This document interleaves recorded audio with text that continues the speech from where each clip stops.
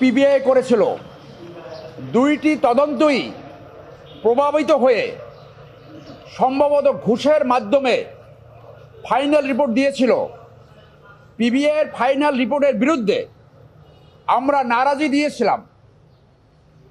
নারী ও শিশু নির্যাতন আদালত আমাদের নারাজি খারিজ করে দিয়ে সেই প্রভাবিত পুলিশ রিপোর্ট গ্রহণ করেছিল। আমরা সেইটার এগেনস্টে আজকে আপিল শুনানি করেছি। মাননীয় আদালত আপিল শুনানি অন্তে আপিল গ্রহণ করেছে এবং আপিল নোটিশ সার্ভ করার পরে দ্রুত শুনানি করে এইটা পুরো তদন্তে যাবে বলে আমরা আশা করি।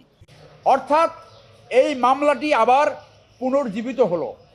বাকি সব ঘটনা আপনাদের জানা রয়েছে যে এই মেয়েটি 3 সপ্তাহ প্রেগনেন্ট ছিল, তাকে বনানীতে 9 মাস রাখা হয়েছিল, গুলশানে আবার পরবর্তীতে রাখা হয়েছিল।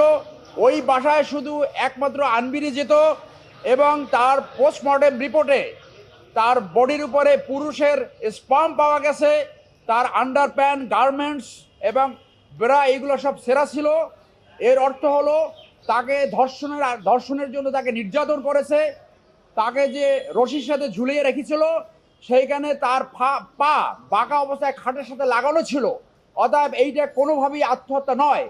কোর্ট আমাদের সাবমিশন শুনে আপিল গৃহীত হয়েছে এবং দ্রুত এই আপিল নিষ্পত্তি হয়ে আমরা আশা রাখছি এই মামলা আবার তদন্তে যাবে এবং তদন্তের মাধ্যমে এই যে ভিকটিম পরিবার এবং বাদী তারা ন্যায় বিচার পাবে এবং বাংলাদেশে এরকম ঘটনা যাতে কখনো না ঘটে।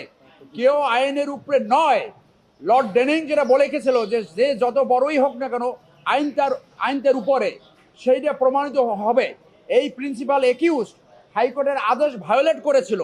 আপনাদের মনে আছে ভিডিওর মাধ্যমে যার সাথে 2 বছর স্বামী স্ত্রীর মতো সংসার করেছে তাকে বলেছিল তুই চোর, তুই চোর। মুনিয়া বলেছিল যে আমাকে বাঁচাও, তার বোনকে, আমাকে না বাঁচালে আমাকে মেরে ফেলবে। এত বড় নিষ্ঠুর, এত বড় বর্বর, যার সাথে 2 বছর প্রেম করেছে তাকে খুনের আগে আবার পুনরায় ধর্ষণ করেছে। এইটার বিচার যদি না হয় তাহলে আমাদের দেশে ন্যায় বিচার মারাত্মকভাবে বাধাগ্রস্ত হবে। আপনাদের সবাইকে ধন্যবাদ।